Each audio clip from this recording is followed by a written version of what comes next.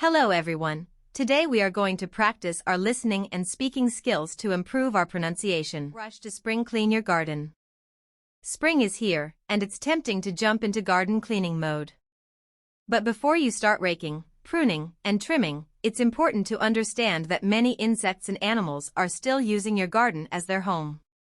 According to experts, it's best to wait until the end of April or early May to start cleaning your garden. During this time, temperatures have warmed up, and most beneficial insects and pollinators have already emerged. Some insects like ladybugs and lacewings feed on aphids, which can be harmful to plants. They usually lay their eggs in the fall and hatch in early spring. If you clean up your garden too early, you risk destroying their habitat and disrupting their life cycle. Similarly, bumblebees, solitary bees, and other pollinators may be nesting in your garden. If you disturb their nests while cleaning up, you could harm them or cause them to abandon their homes. Another reason to delay garden cleaning is that some plants benefit from leaving the debris and leaves from the previous season. For example, the leaves of butterfly bushes provide shelter for butterfly eggs, and hollow plant stems provide nesting sites for native bees. So, instead of rushing to clean your garden in the early spring, take the time to observe and appreciate the wildlife that calls your garden home. Once temperatures have warmed up, you can start your garden cleaning with the knowledge that you're not harming the important creatures that help your garden thrive. New research indicates that Venus might be volcanically active. New evidence suggests that Venus, our neighboring planet, may still be volcanically active. Researchers have used data from the European Space Agency's Venus Express spacecraft to analyze the planet's surface and found signs of recent volcanic activity. The researchers studied a large volcanic region on Venus called Volcanic Chasma and discovered that it had unusual infrared radiation emissions. This led them to believe that the region had experienced a volcanic eruption in the recent past, probably within the last few years. The findings are significant because scientists previously believed that Venus was a geologically dead planet with no active volcanoes. However, this new evidence challenges that assumption and suggests that Venus could still have a geologically active interior. The researchers are now planning to study other areas of Venus to see if they also have signs of volcanic activity.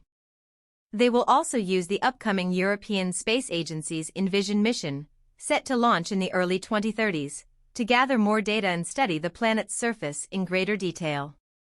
If Venus is indeed volcanically active, it could provide new insights into the planet's history and evolution. It could also help us better understand how planets form and how they change over time. New research reveals NASA's asteroid crash test was a resounding success. Recent studies have shown that NASA's DART mission, which tested whether a spacecraft could deflect an asteroid, was highly successful. The mission involved crashing a spacecraft into an asteroid to see if it could change the asteroid's course. The results of the mission, which took place in November 2021, were recently analyzed by researchers at Johns Hopkins University and the Applied Physics Laboratory. They found that the spacecraft successfully deflected the asteroid, causing it to change its orbit by a small but significant amount. The researchers also discovered that the impact created a crater on the asteroid's surface, which was much larger than expected. This unexpected result could have important implications for future asteroid deflection missions, as it suggests that even small impacts could have a significant effect on an asteroid's trajectory. The DART mission was a joint effort between NASA and the European Space Agency and is part of an international effort to develop technologies to defend Earth against potentially hazardous asteroids. The success of the mission is a significant step forward in this effort and demonstrates the feasibility of using spacecraft to deflect asteroids. NASA is now planning a follow-up mission, which will involve observing the asteroid's orbit to see if it has been permanently altered by the impact.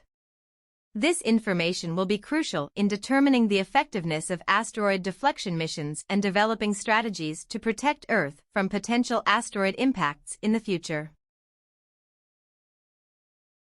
American doctors have released updated guidelines on childhood obesity, highlighting the importance of early intervention and prevention.